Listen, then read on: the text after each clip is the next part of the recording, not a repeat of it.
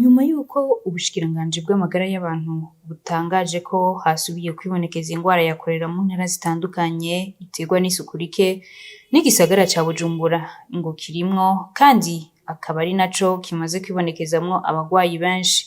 Abanyagisagara baribaza uko bagiye kwikingira iyo ngwara bakabibura, kuko iterwa n'isuku rike naryo akaba ariryo rirangwa mu gisagara ca Bujumbura, na cane cane ahagenewe gutabwa imicafu itabwaho ntitogwe, ahadandarizwa ibifungurwa bitandukanye usanga babidandariza muri iyo micafu nyene, nko hampande y'ahahoze isoko nkuru ya Bujumbura, aharangwa imifurege imaze igihe yuzuye amazi arimwo imicafu, kandi ugasanga iri hampande y'aho abantu baba barangurira imirimo n'ibindi.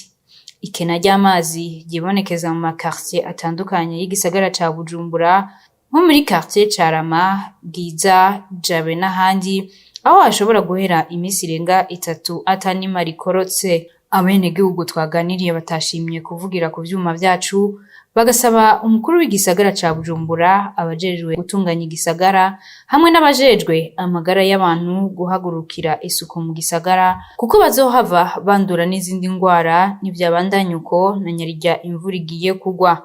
Ngo uretse n'ingwara, igisagara ca Bujumbura nico mutima w'u Burundi, nticari gikwiye gusa uko gisa ubu. Bavuga bati duguriye twamugina, nimba koko indongozi zose ziri muri wa mugambi w'iterambere wa nyenicubahiro umukuru w'igihugu, wuko Uburundi buba igihugu c'iterambere kandi cifashe mu mwaka wa 2040 n'umwaka wa 2060, bakwiye kwikubita agashi bakagarukira igisagara ca Bujumbura. Ndugaye twamugina. Mwomenya ko abantu bagera kuri 22 aribo bamaze kwibonekeza ko iyo ngwara hano mu gisagara ca Bujumbura, bakaba bari ku bitaro Prince Jean Charles, 3 bakaba bari mu Gatumba, hamwe na 5 bari mu Cibitoke ca Rugombo.